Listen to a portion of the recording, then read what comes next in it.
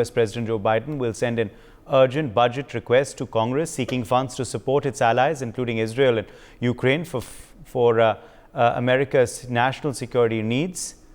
Earlier, Biden had called for a massive new aid package for Israel and Ukraine, and at the same time strongly denounced a rise in anti-Semitism and Islamophobia in the US. Biden made the case to Americans that it is vital to both global and US national security to assist Israel as it responds to a terror attack by Hamas, as well as continue help for Ukraine as it fends off Russian invaders. And to Congress, an urgent budget request to fund America's national security needs, to support our critical partners, including Israel and Ukraine, is a smart investment that's going to pay dividends for American security for generations. Help us keep American troops out of harm's way. Help us build a world that is safer, more peaceful, more prosperous for our children and grandchildren. Sanjeev Srivastav, international affairs expert, joins us for more details on this story. Sanjeev, clearly the US continuing to move for its support to Israel and Ukraine. Joe Biden expected to request Congress formally for the same. Yes, Uday, I think this urgent budget request is very much necessary for Biden administration to continue providing support to Ukraine and also now to Israel. And this budget request could be about $100 billion. And obviously, at this point of time, United States of America is fighting an indirect war with Russia in Ukraine. And though the US troops are not there on the ground, but United States of America is providing all military as well as the economic support to Ukraine along with their NATO partners. So I think that requires continuous budgeting. And at this point of time, there's because of the political differences, a deadlock is there, and the only short-term funding, short-term bill could be passed, and that was enough for only for about 45 days. So now, when the Congress is in such a deadlock situation at this point of time, an urgent request is also very much required, because now it is imperative for the United States of America to provide that kind of a security assistance to Israel also. So these are the uncertain times, and obviously this attack was on Israel. The terrorist attack was an extraordinary development, and for that kind of situation, United States of America needs funding.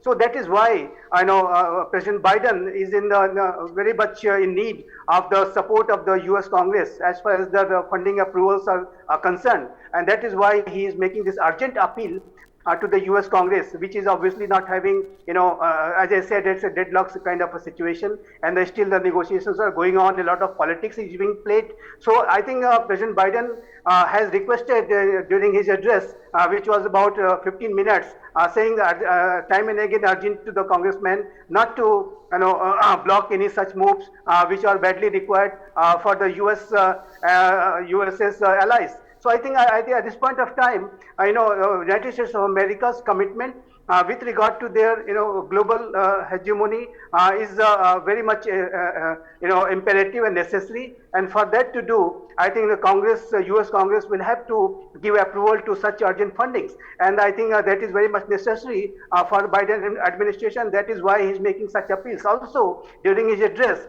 he has talked about combating anti-Semitism, combating Islamophobia, and he appeared to be appealing to the US, the people of the United States of America, to come together and to deal and reject such kind of notions. So I think these are hard time for America also, and in American democracy, a lot of politics is played every year. This kind of funding approval, we have seen the kind of opposition parties, they put a lot of checks before the incumbent. So I think because of such complicated situation which is prevailing in the domestic politics of the United States of America also, at this point of time, he is making this urgent appeal. And certainly, at this point of time, Israel's security and Israel's military aid is very much required. And for that to ensure, I think President Biden has made this urgent appeal.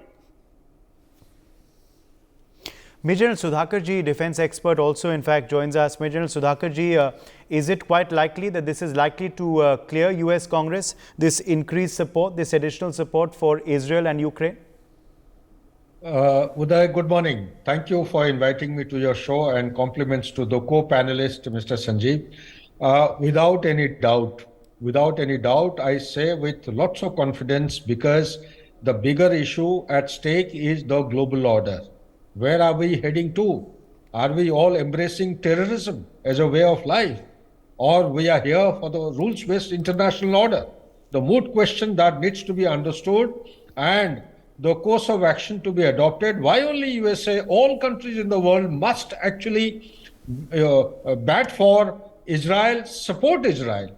Today there may be a delay, today there may be going process of hard negotiation, but at the end of the day, I am very confident if USA does not take a unanimous kind of a decision in favor of giving aid to Israel at this critical juncture, then I am very convinced that USA is heading in the wrong direction. So therefore, to be a superpower, to sustain itself and retain its authority as a superpower, I think it will be in fitness of the Congress and every member, every citizen of the USA to think alike on the lines of Joe Biden, particularly for this case. Second point that you have also willy-nilly indicated is that we are all aware of the dynamics in the geopolitics today.